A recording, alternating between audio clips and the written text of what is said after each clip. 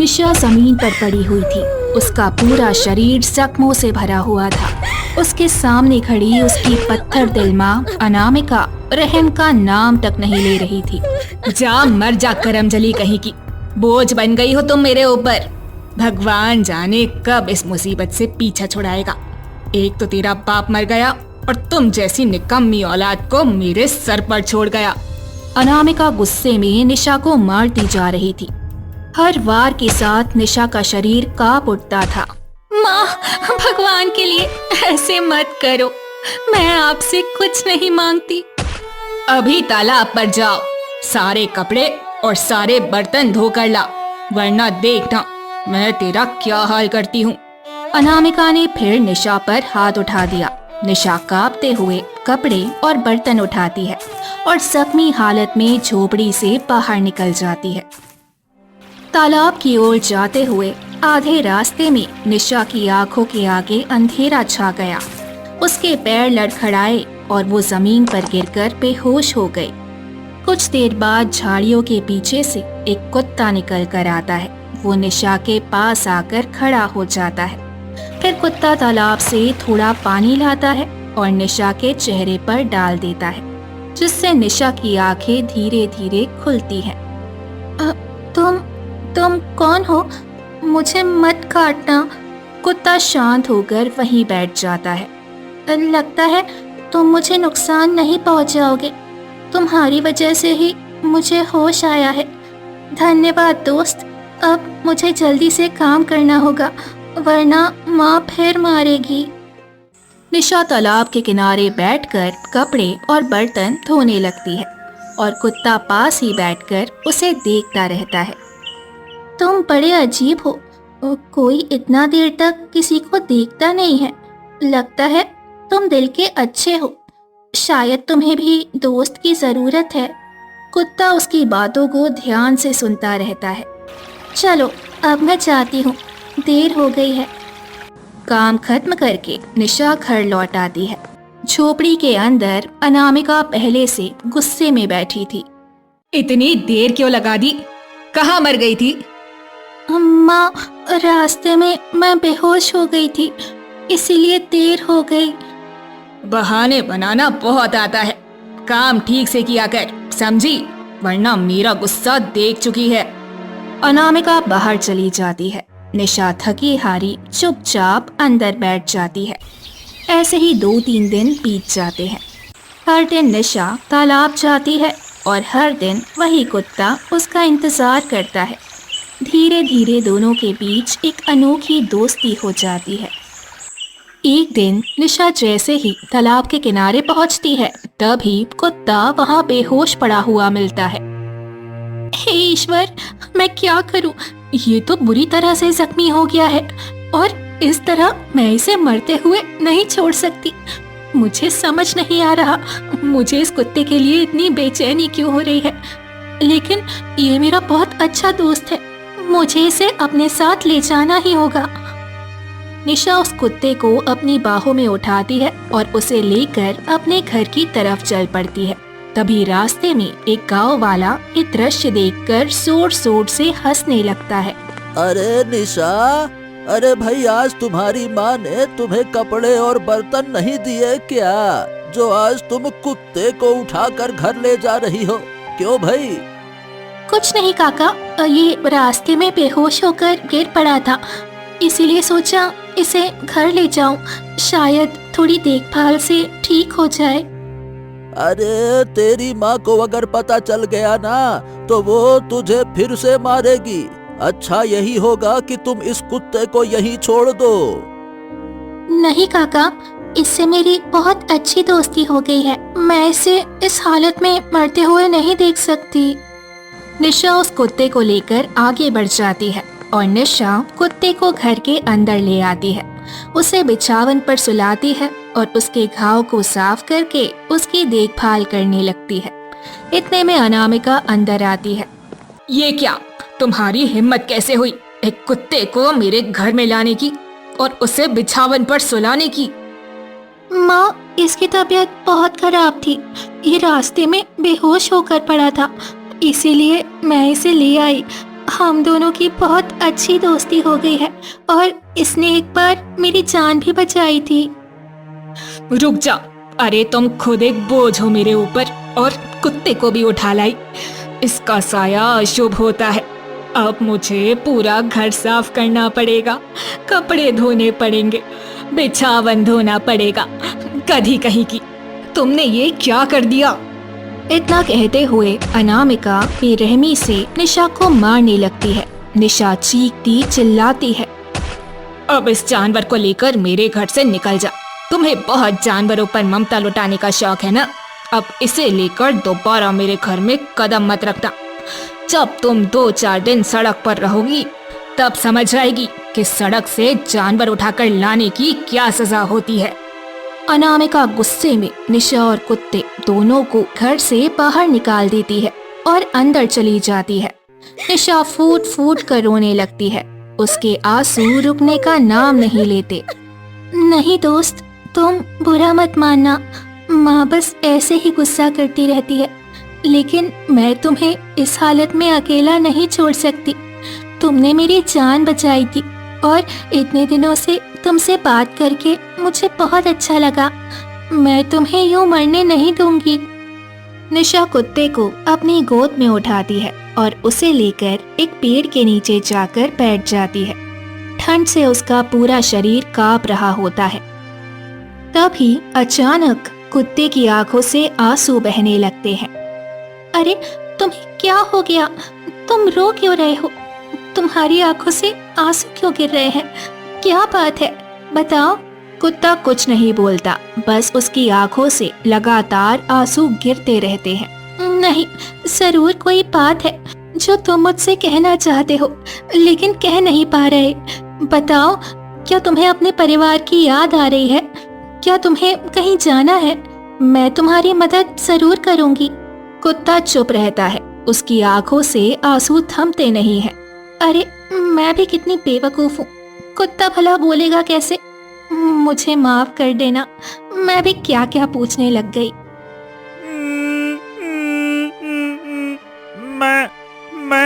मैं कोई कुत्ता नहीं हूँ। निशा चौंक कर उसकी तरफ देखती है। मैं एक राजकुमार हूँ जो इस समय कुत्ते के रूप में बदल गया हूँ। ये तुम कैसी बातें कर रहे हो? कुत्ता और राजकुमार, ऐसे कैसे हो सकता है? तुम मुझे पागल समझ रहे हो क्या? नहीं, यही सच है।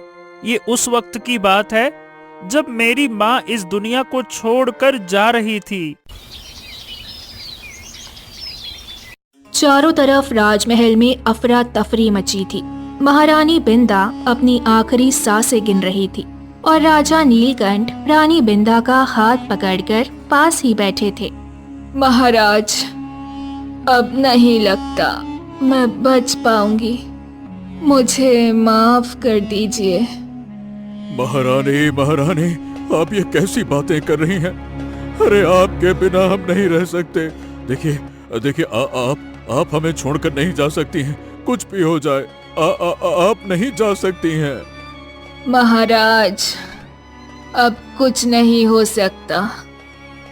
मैंने बहुत इलाज करवाया, वैद्य भी थक गए हैं। अब मैं मरने वाली हूँ।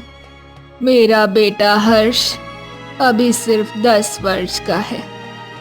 उसे एक माँ की आवश्यकता है।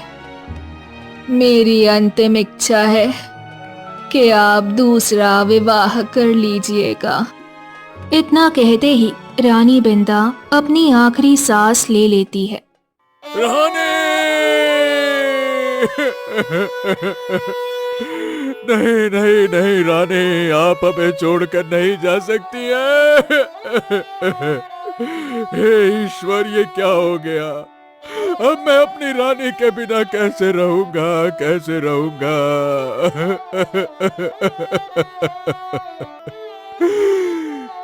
राजा नीलकंठ फूट फूट कर रोने लगते हैं और रानी बिंदा का अंतिम संस्कार कर दिया जाता है। इसके बाद राजा नीलकंठ अपने 10 साल के बेटे हर्ष के साथ कक्ष में परेशान होकर बैठे रहते हैं। तभी मंत्री भागता हुआ आता है। महाराज महाराज महाराज, राजकुमारी भैरवी आपसे मिलने के लिए आई हैं। ये तुम कैसी बातें कर रहे हो? भैरवी यहाँ क्या करने के लिए आ सकती हैं? महाराज, वो आपसे मिलने की जिद कर रही हैं। आप चलिए। राजा नीलकंठ परेशान होकर दरबार में आते हैं, जहाँ राजकुमारी भैरवी पहले से ही रोती रहती है। क्या हो गया राजकुमारी भैरवी? इस वक्त सब कुछ ठीक तो है ना? महाराज, मैं आपसे विवाह करना चाहती हूँ। रानी बिंदा इस दुनिया में नहीं रही, ये सुनकर मुझे बहुत अफसोस हुआ। अब आप और आपका 10 साल का मासूम बेटा हर्ष दोनों कैसे रहेंगे? इसीलिए मैं आपसे विवाह करने के लिए तैयार हूँ। ओहो, ये कैसी बातें कर रही हो तुम? अभी तुम बहुत कम उम्र की हो और हम तुमसे बहुत अधिक उम्र के हैं, फिर तुम हमसे विवाह कैसे कर सकती हो? ये क्या बात हुई? महाराज, रानी बिंदा ने मुझे हमेशा अपनी छोटी बहन समझा। मैं उनका इस तरह घर बिखरते हुए नहीं देख सकती। उनका एहसान है मुझ पर और मैं ये एहसान चुकाने के लिए आपसे विवाह करने के लिए तैयार हूँ। नहीं तो मैं अपनी जान दे दूंगी। ये कैसी जिद है? अच्छा ठीक है, अगर तुम विवाह के लिए तैयार हो तो मेरे बेटे को एक माँ का प्यार मिल जाएगा, तो मेरे लिए इससे बड़ी खुशी की बात भला क्या होगी? ठीक है, हम इस विवाह के लिए तैयार हैं। फिर कुछ दिनों बाद राजकुमारी भैरवी और राजा नीलकंठ का धूमधाम से विवाह हो जाता है। विवाह के बाद जब रानी भैरवी अपने कक्ष में आती है, देखो भैरवी, हमने ये विवाह सिर्फ अपने पुत्र के लिए किया है। तुम मेरे पुत्र का अच्छे से ख्याल रखना और हम चाहते हैं कि हमारा पुत्र एक कुशल राजा बने। हाँ महाराज, अब देखिएगा, हम राजकुमार को इतनी अच्छी विद्या देंगे कि वो सभी विद्याओं में निपुण और सबसे कुशल राजा बनेगा। धीरे धीरे वक्त बीतता है और देखते ही देखते 9 साल गुजर जाते हैं। एक रात रानी भैरवी मन ही मन सोचती है, बस बहुत हो गया, मुझे किसी भी तरह उसे रास्ते से हटाना होगा। मैंने विवाह कर लिया, मेरे पहले बच्चे बड़े हो गए हैं। जैसे ही राजकुमार हर्ष योग्य होगा, महाराज राजगद्दी उसे सौंप देंगे और ये मुझे कभी मंजूर नहीं। तभी राजा नीलकंठ कक्ष में आते हैं। रानी, क्या बात है? तुम बड़ी परेशान लग रही हो। कुछ नहीं महाराज, बस ऐसे ही थोड़ा परेशान हूँ। तभी पीछे से मंत्री भागते हुए आता है। महाराज महाराज महाराज महाराज, हमारे पड़ोसी राज्य के दुश्मनों ने हमारे ऊपर हमला कर दिया है। आपको इसी वक्त युद्ध के लिए निकलना होगा महाराज। चलिए जल्दी करिए। हो, ठीक है, चलिए मंत्री जी, युद्ध की तैयारी करवाइए, हम आज ही निकलेंगे। चलिए। महाराज, आप वापस कब लौटेंगे? आने में अब 1 महीना तो लग ही जाएगा। युद्ध 1 महीने से पहले खत्म नहीं होते हैं।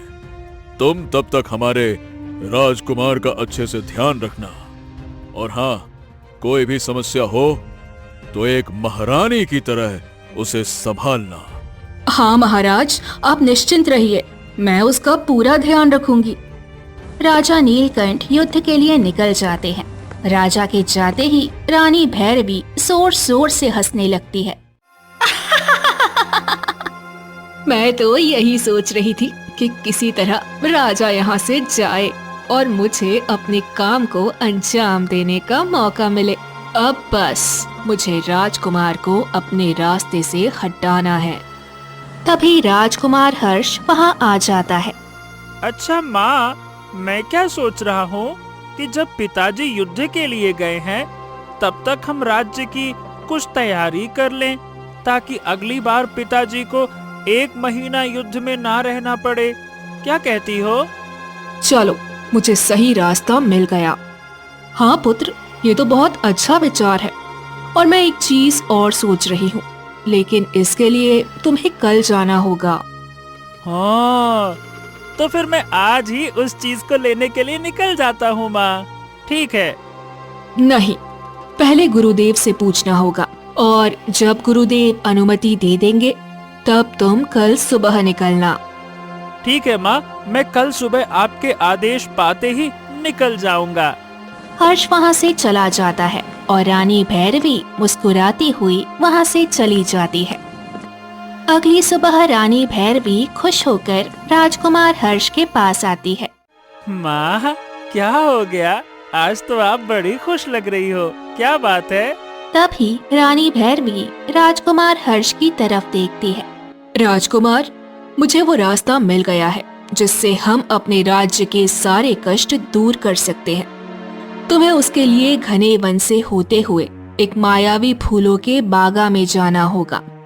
वहाँ तुम्हें एक तंत्र कमल का फूल मिलेगा, और जैसे ही तुम उस तंत्र कमल फूल को तोड़कर हमारे राज्य दरबार में लगाओगे तो दरबार में ऐसी शक्तियाँ जागेंगी जिससे हमारा राज्य बहुत शक्तिशाली हो जाएगा और फिर कभी किसी संकट का सामना नहीं करना पड़ेगा, क्योंकि वो फूल बहुत ही शुभ माना जाता है। पर माँ, वो तो मायावी जंगल है, वहाँ बहुत सारे खतरे होंगे। हाँ पुत्र, पर क्या करे, हमारे आज के सारे कष्ट दूर करने के लिए ये करना ही पड़ेगा। हाँ माँ, क्यों नहीं, हम अपने राज्य को और अपने पिताजी को हर महीने युद्ध में जाते हुए नहीं देख सकते। फिर राजकुमार हर्ष वहाँ से निकल पड़ता है और घने जंगल की ओर बढ़ जाता है। तभी रास्ते में उसे एक बूढ़ी औरत मिलती है। तुम इधर कहाँ जा रहे हो? वापस लौट जाओ, वरना तुम कभी वापस नहीं आ पाओगे। नहीं, मैं अपने राज्य के कष्ट दूर करने के लिए कुछ भी करने को तैयार हूँ, मैं नहीं रुकने वाला। तुम जहाँ जा रहे हो वो तुम्हारी मौत का द्वार है, वहाँ से कोई वापस नहीं आता। लौट जाओ यहाँ से। कुछ भी हो जाए, पर मैं अपने पिताजी और माँ की तकलीफ दूर करके रहूंगा। आखिर मैं पुत्र हूँ और अपना कर्तव्य निभाना मेरा धर्म है। राजकुमार हर्ष आगे बढ़ जाता है। कई दिनों के सफर के बाद वो मायावी जंगल में पहुंच जाता है, जहां तंत्र कमल एक अजीब सी रोशनी में चमक रहा होता है। हाँ, चलो, इतने दिनों के सफर के बाद आखिरकार मैं जंगल पहुंच ही गया। अब जल्दी से वो फूल तोड़ लेता हूँ और राजमहल ले जाकर सारे कष्ट दूर कर दूंगा। हाँ। जैसे ही राजकुमार हर्ष तंत्र कमल का फूल तोड़ने लगता है, तभी तेज रोशनी निकलती है और राजकुमार हर्ष का शरीर बदलने लगता है। अरे अरे, ये क्या? ये मेरा शरीर जानवर जैसा क्यों होता जा रहा है? हे ऊपर वाले, अरे अरे, ये क्या हो गया? देखते ही देखते राजकुमार हर्ष एक कुत्ते में बदल जाता है। तभी वहाँ रानी भैरवी आ जाती है। अरे ये क्या हो गया? ये क्या? मैं कुत्ता कैसे बन गया? ये कैसा फूल था? ये एक मायावी फूल था और मैंने एक तांत्रिक से कहकर इसमें ऐसी शक्तियां डलवाई थी जिसे छूते ही तुम एक जानवर में बदल जाओ। अब तुम कभी राज्य में वापस नहीं जा सकते और राज्य का राजा मेरा प्रेमी से जन्मा मेरा पुत्र ही बनेगा। मैं कितने दिनों से ये षड्यंत्र रच रही थी। तुम्हारी माँ को मारने वाली भी मैं ही थी। मैं उसे थोड़ा थोड़ा जहर देती थी, इसीलिए वैद्य की कोई औषधि असर नहीं करती थी। क्या आपने मेरी माँ को मारा? मैं आपको छोड़ूंगा नहीं। तुम कुछ नहीं कर सकते। मुझे एक राज्य चाहिए था और अपने बच्चे को राजाओं जैसा जीवन देना था, इसीलिए मैंने तुम्हारे बूढ़े पिता से विवाह किया और 10 साल तक अपने षड्यंत्र को अंजाम देने में लगी रही और आज मेरा मकसद पूरा हो गया। माँ, आपने ये क्या किया? मैं आपसे बहुत प्रेम करता था, कभी आपका बुरा नहीं चाहा और आपने मुझे कुत्ता बना दिया। मुझे मेरा रूप वापस कर दो माँ। अब तुम कभी इंसान नहीं बन सकते और अगर तुमने अपनी सच्चाई किसी को बताने की कोशिश की तो उसी वक्त तुम्हारी मृत्यु हो जाएगी। यही इस जादू का तोड़ है। रानी भैरवी हंसते हुए वहां से चली जाती है। कुत्ते के रूप में राजकुमार हर्ष मन ही मन सोचता है, मुझे अपने पिताजी को सारा सच बताना होगा। मेरे पिताजी बिना बोले ही समझ जाएंगे कि मैं उनका पुत्र हूँ। हर्ष राजमहल की ओर बढ़ता है। तभी दरबार के बाहर मंत्री उसे देख लेता है। अरे सैनिकों, क्या तुम्हें दिखाई नहीं दे रहा? ये एक कुत्ता राजमहल में घुस रहा है, हैं? तभी सैनिक कुत्ते को मार मार कर राजमहल से भगा देते हैं। हर्ष दुखी होकर आगे बढ़ता है। तभी एक साधु बाबा से उसकी मुलाकात होती है। तुम्हारी तकलीफ तब तक दूर नहीं होगी जब तक कोई दिल से तुम्हारी पीड़ा नहीं पूछेगा। वैसे एक लड़की है जो तुम्हारी तरह ही दुखी है। अगर तुम उसके पास गए तो शायद तुम्हारी तकलीफ दूर हो सके। साधु महाराज, मैं उस लड़की तक कैसे पहुंचूंगा? मतलब कोई मेरी बातों पर विश्वास नहीं करेगा। तुम बस उसके साथ रहो। जब वो तुमसे पूछे तब अपनी पीड़ा बताना, तभी तुम्हारा कष्ट दूर होगा। तुम्हारे साथ तो बहुत बुरा हुआ। तुम्हारी माँ ने तुम्हें इस रूप में बदल दिया। हाँ, क्योंकि मैं फिर से राजमहल जाने की कोशिश कर रहा था। मेरे पिताजी राजमहल वापस आ चुके थे, लेकिन वो मुझे पहचान नहीं पाए। मेरी सौतेली माँ ने सैनिकों से मुझे बहुत मार खिलवाया और उसी मार की वजह से मैं बेहोश होकर तालाब के किनारे गिर पड़ा। क्या तुम फिर से इंसान नहीं बन सकते? बताओ, मुझे क्या करना होगा जिससे तुम ठीक हो सको? एक ही रास्ता है। जिस तंत्र कमल को छूते ही मैं इस काले कुत्ते के रूप में बदल गया, अगर उसी तंत्र का सबसे पवित्र और शक्तिशाली अड़हुल का फूल तुम मायावी जंगल से लाकर मेरे सामने रख दो, तो मैं फिर से इंसानी रूप में आ सकता हूँ। लेकिन वही फूल उसी जंगल में मिलता है और मैं वहां दोबारा नहीं जा सकता, क्योंकि मैं श्रापित हो चुका हूँ ना। ठीक है, मैं तुम्हारे लिए वो फूल लेकर आऊंगी और तुम्हें इस रूप से आजाद करूंगी। फिर निशा मायावी जंगल की ओर निकल पड़ती है। जंगल में पहुंचते ही उसे चारों तरफ अनगिनत रहस्यमय फूल दिखाई देते हैं। यहाँ तो बहुत सारे फूल हैं, लेकिन अड़हुल का फूल कहीं दिखाई क्यों नहीं दे रहा है? थोड़ा आगे बढ़ते ही उसे कांटों के बीच चमकता हुआ अड़हुल का फूल दिखाई देता है। यहाँ तो इतने कांटे हैं, कांटों के बीच ही वो फूल है। अब मैं क्या करूं? लेकिन मुझे ये फूल लेकर जाना ही होगा। निशा कांटों पर पैर रखती है।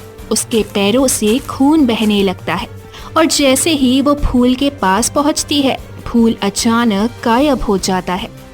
ये फूल कहाँ गायब हो गया?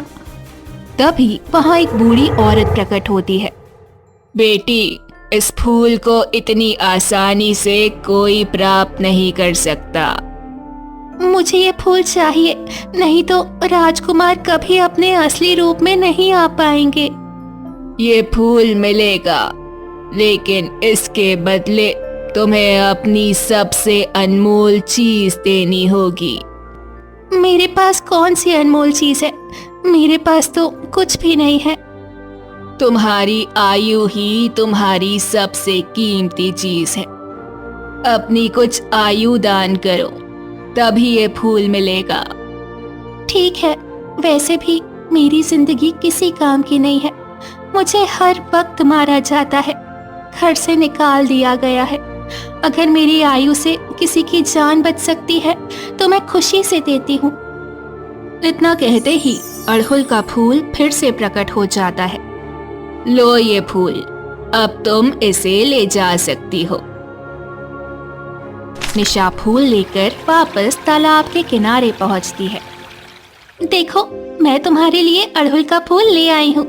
अब इसे छूते ही तुम अपने असली रूप में आ जाओगे। फिर जैसे ही निशा फूल राजकुमार पर रखती है, तेज रोशनी फैल जाती है और राजकुमार हर्ष अपने इंसानी रूप में आ जाते हैं। हाँ मुझे यकीन नहीं हो रहा कि मैं फिर से इंसान बन गया। तुम्हारा बहुत बहुत धन्यवाद निशा, बहुत बहुत धन्यवाद। ये मेरा फर्ज था। अब चलो, तुम्हें न्याय दिलाना है और तुम्हारी माँ को उसके किए की सजा दिलानी है। हाँ, उसने मुझे और मेरे पिताजी को धोखा दिया, इसकी सजा उसे जरूर मिलेगी। हर्ष और निशा राजमहल पहुंचते हैं। राजा नीलकंठ जैसे ही हर्ष को देखते हैं, खुशी से खड़े हो जाते हैं। मेरे पुत्र कहाँ थे तुम? अरे हमने कितने दिनों तक तुम्हें ढूंढा और आज जाकर तुम मिले हो। आओ मेरे बच्चे, आओ आओ आओ, आओ। पिताजी, ये सब छोटी माँ की साजिश थी। उसी ने मुझे मायावी फूल लाने भेजा और मुझे कुत्ते के रूप में बदल दिया। क्या बात कर रहे हो? उसने ऐसा किया? उसी वक्त रानी भैरवी वहां आ जाती है और हर्ष को देखकर घबरा जाती है। तभी राजा नीलकंठ की नजर भैरवी पर पड़ जाती है। महारानी भैरवी, तुम्हारी हिम्मत कैसे हुई मेरे पुत्र को कुत्ते के रूप में बदलने की? और इतने दिनों तक तुम मुझसे झूठ बोलती रही। महाराज, ये झूठ बोल रहा है। नहीं महाराज, राजकुमार झूठ नहीं बोल रहे हैं। इन्हें इंसानी रूप में लाने वाला कोई और नहीं बल्कि मैं हूँ। मैंने अपने कुछ आयु देकर राजकुमार को इंसानी रूप में वापस लाया है और इन्हें इंसाफ दिलाने के लिए ही मैं इनके साथ आई हूँ। जो ये कह रहे हैं वो बिल्कुल सच है। मैंने तुमसे विवाह इसलिए किया था कि तुम मेरे बेटे को माँ का प्यार दो, लेकिन तुमने इतना बड़ा अपराध किया। और एक बात पिताजी, माँ को मारने वाली कोई और नहीं बल्कि यही है। इन्होंने ही माँ को धीरे धीरे जहर दिया, इसी वजह से माँ अब इस दुनिया में नहीं रही। नहीं नहीं नहीं नहीं, ऐसा नहीं हो सकता। आखिर तुमने ऐसा क्यों किया? सच सच बताओ भैरवी, नहीं तो मैं तुम्हारा सर कलम कर दूंगा। बोलो। मैंने ऐसा इसीलिए किया क्योंकि मैं इस राज्य की महारानी बनना चाहती थी और मैं इसी राज्य के एक युवक से प्रेम करती थी, लेकिन उसकी मृत्यु हो गई थी और मैं उसके बच्चे की माँ बन चुकी थी। मैं नहीं चाहती थी कि मेरा बच्चा एक साधारण जीवन जिए। मेरा प्रेमी साधारण था, इसी वजह से सबने उसे मार दिया था। इसीलिए मैं अपने बच्चे को इस राज्य का राजा बनाना चाहती थी। तुमने बहुत बड़ा अपराध किया। सैनिकों, इसे ले जाओ और काल कोठरी में बंद कर दो। सैनिक भैरवी को ले जाकर काल कोठरी में बंद कर देते हैं। निशा, तुमने बहुत अच्छा कार्य किया। तुमने मेरे बेटे को उसका असली रूप वापस दिलाया। तुम बहुत नेक दिल की हो। पिताजी, अगर आज निशा मेरी तकलीफ ना समझती ना और मुझसे ना पूछती तो शायद मैं कभी अपने असली रूप में वापस आ ही नहीं पाता। ये दिल की बहुत अच्छी है और हाँ, हमारी दोस्ती भी बहुत सच्ची है। क्यों निशा, बोलो। महाराज, अब मुझे चलना चाहिए। अरे, तुम कहाँ जाओगी? तुम्हें तो घर से निकाल दिया गया है ना। और ऐसी हालत में अगर तुम वापस गई तो लोग न जाने क्या क्या कहेंगे। देखो निशा, मैं सही बताऊं, मैं तुमसे विवाह करना चाहता हूं। हाँ पुत्र, तुम बिल्कुल सही कह रहे हो। निशा ने तुम्हारी जान बचाई है और मेरा उत्तराधिकारी भी मुझे वापस दिया है। इसीलिए हम निशा को इस राज्य की बहू बनाते हैं। कुछ ही दिनों बाद राजकुमार हर्ष और निशा का धूमधाम से विवाह होता है और ये बात पूरे राज्य में फैल जाती है और एक गांव वाला भागकर अनामिका के पास जाता है। ये कैसे हो सकता है? वो एक राजकुमार से विवाह कैसे कर सकती है? अरे देखो, तुमने कभी उसकी कदर नहीं की। अब देखो, राजकुमार ने उससे विवाह कर लिया। वो तो अब महारानी बन गई। हे भगवान, मैंने ये क्या कर दिया? अपने ही हाथों से मैंने उसे इतना दुख दिया कि आज मैं उसके पास जा भी नहीं सकती। अगर मैंने उसे इतना ना सताया होता तो शायद आज मेरी जिंदगी भी अच्छी होती। अनामिका पछतावे में अपना जीवन बिताती है और निशा महारानी बनकर सुख और सम्मान के साथ अपना जीवन जीती है।